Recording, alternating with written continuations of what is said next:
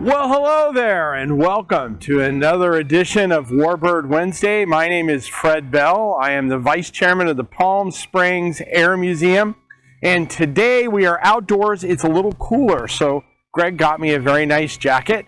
He also, because we're going back to the sea, back to the sea, Greg made sure that I had a cute fish to wear on my head. So if you get that, there is the profile shot. You get a look at the nice fish.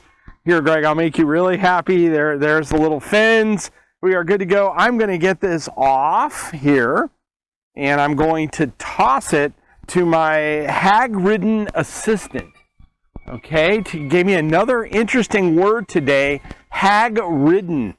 So that's kind of fun. I don't know what that means. But we're going to go with that, and I'm done with the fish on my head, which is kind of nice. But we are going back to the sea. And what I have to my right behind me here is a C-1A trader. This is called a COD, and this was a cargo delivery aircraft that was used by the U.S. Navy up until the mid-'80s. And so we're going to start with the genesis. First of all, this is the second to last radial engined airplane in any of the military that was retired. So it had a long life and it stayed in service for quite a while. But you got to remember these radials, this is an 1820 radial, they were giving way to the turboprops because they were just more fuel efficient and easier to maintain, more hours before overhaul. So the radials were on the way out. Now this aircraft built by Grumman, it was in response to the Navy needing a new anti-submarine warfare airplane. Now, you have to remember at that time, we were talking last week, and we've worked through the Delta Wing airplanes that were specifically designed to go after Russian nuclear bombers. We'll go, and we talked about that triad, the land-based nuclear missiles, the sea-based ICBM, or the sea-based missiles that were launched from subs, or what's called boomers. And then, of course, we have the air-launched missiles, or the bombers that were going to come in with those missiles. So what we did, and we're outdoors again today, so we may get some of those fine aviation products blowing out my mic. Again, I hear a jet going by me right there. But, so the Navy, there we go. Maybe even pick him up, Greg, you never know. The Navy went out and they needed a new dedicated anti-submarine warfare airplane, and that's where they came up with the S-2.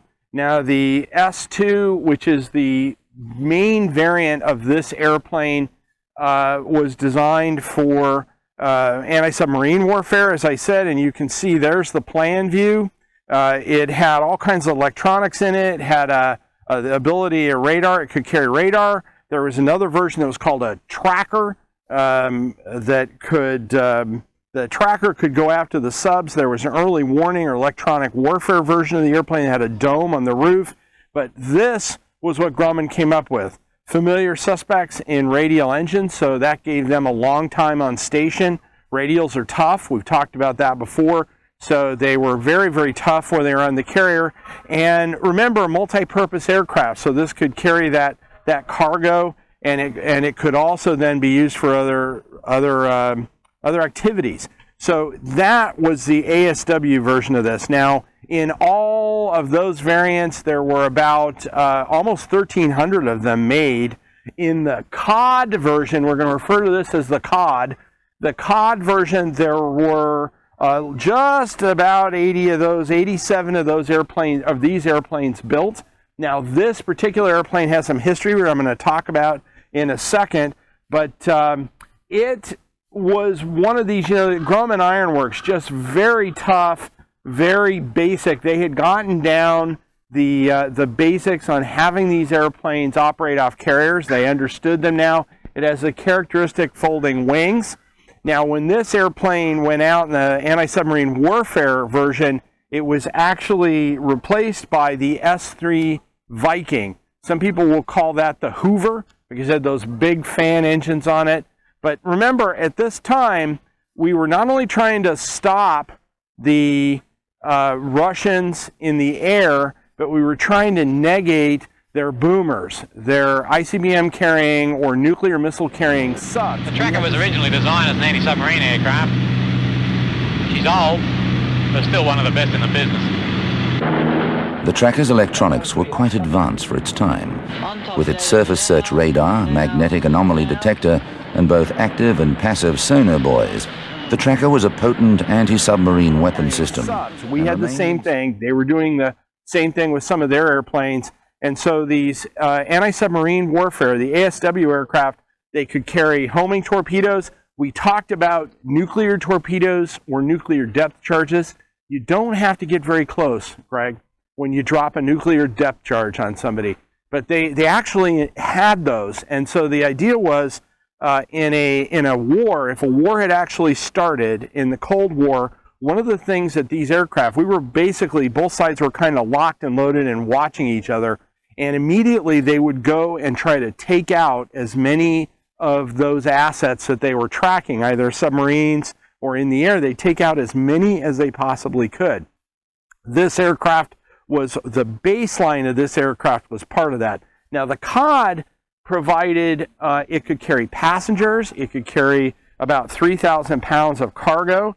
It was about 3,500 pounds of cargo. It was very versatile. And it could be used just about anywhere. Now, Greg, I'll tell you something interesting. I actually did launch a cat in a trap on the Abraham Lincoln in a C-1A, which was the airplane that replaced this, which was the turboprop version. I've never been on one of these. I imagine it would be kind of fun in one of these radials trying to get off the deck. The aircraft had a maximum speed of about 280 miles per hour. It cruised at about half that speed. Now, the interesting thing is, like a lot of Grumman airplanes, it had some additional life, and we're going to talk about where these airplanes went, and there were some interesting modifications to this airplane. It lived on, and I've actually, Greg, another little Fred fun fact, I have seen rebuilt wings for these in Tucson. They were going to the Brazilian Navy, because the Brazilian Navy still operates these airplanes. They operate 8 of them, and I believe that Marsh Aviation has converted them to turboprops. So they're turboprops, but they're in the process of reconditioning the wings on those. So when you go over to AMARG outside there, you'll see a bunch of those yards, and there's a lot of these airplanes sitting with their wings folded up. They are being reclaimed for what's left of the fleet.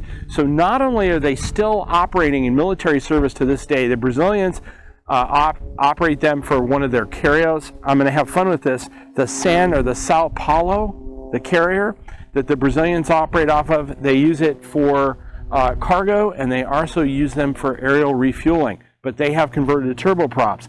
Now, the other thing that these aircraft have done is they've been converted to what they are called S2Ts by Marsh Aviation, and that is for CAL FIRE.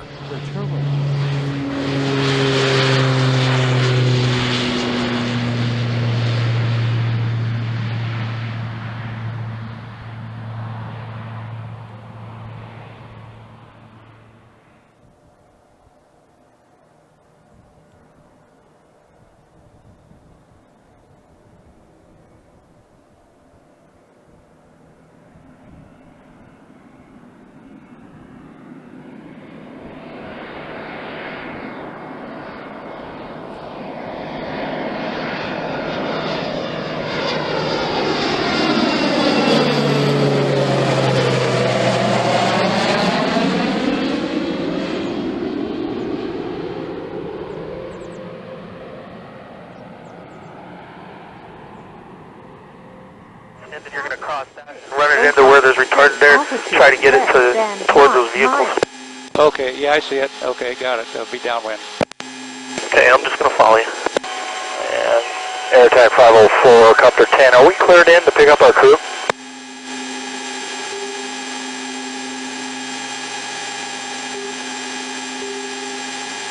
Cover 3, turn to base. You're clear.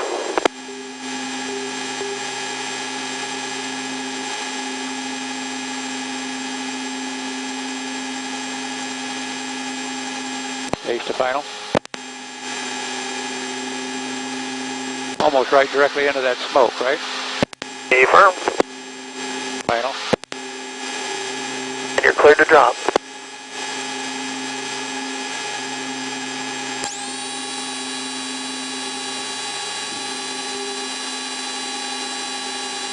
Clear and empty. Alright, that was a good job. 12 o'clock. Stay altitude less than Yeah, I got the 1 helicopter mile. out here somewhere. So there he is. A lot of retardant airplanes, and they're getting a workout right now, or they have been getting a workout. So these aircraft have been converted to firebombers, which is interesting because the they, like a lot of other airplanes that we've talked about, like the Tiger Cat and everything, we have this genesis of these firebombers, even B-17s, which you talked about that. But what ended up happening was the CAL FIRE standardized their aircraft. There were a lot of these.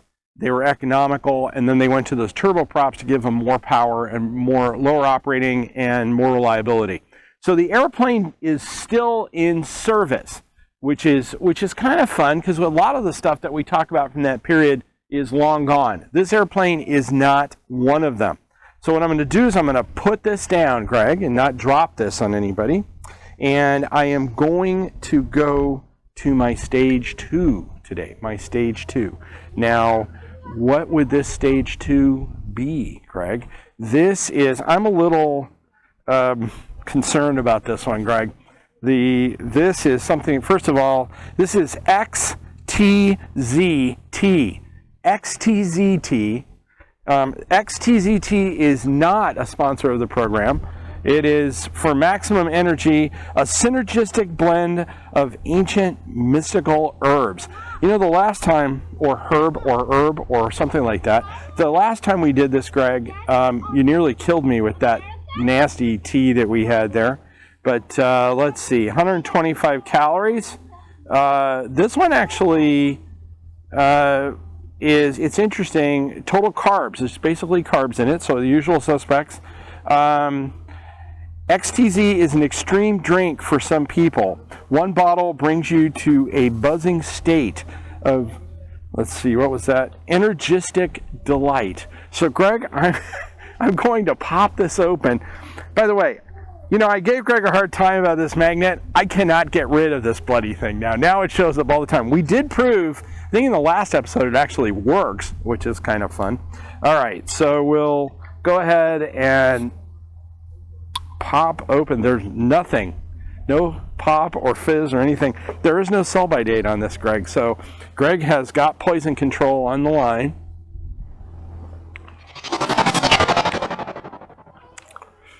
Just one more.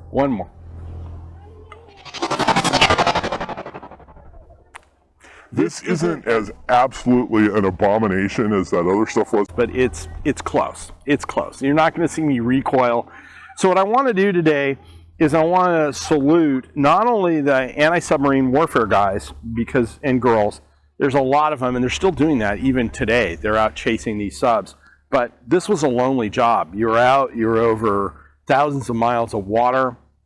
You could get shot at by, the other guys on this, because the other guy would want to take out your sensors. They do this because they're tracking you. But they had a very, very, especially during the Cold War, they had a tough job, because all of these tracking and training aircraft during the Cold War, they were locked and loaded because they never knew when they were going to go to war. So to those folks that stood on the front line of the sea-based portion of the triad and protected us during the Cold War, I want to say, and I'm going to take another swig of this, I salute you.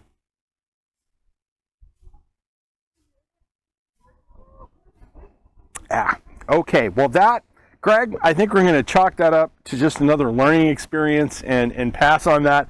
Now I am going to work over to my gratuitous product placement, because Greg, this fits right in. This is total synergy here. This is submarines and U-boats, and this has the Typhoon class, just exactly what I'm talking, SSBNs. So these are these big boomers.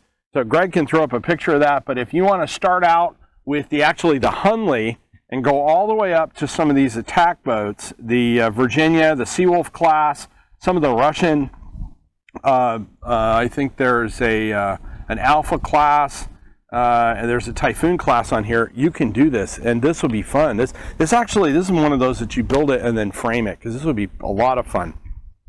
Am I turning into complete geek, Greg, that I'm talking about making puzzles and framing them? I think I have gone total geek.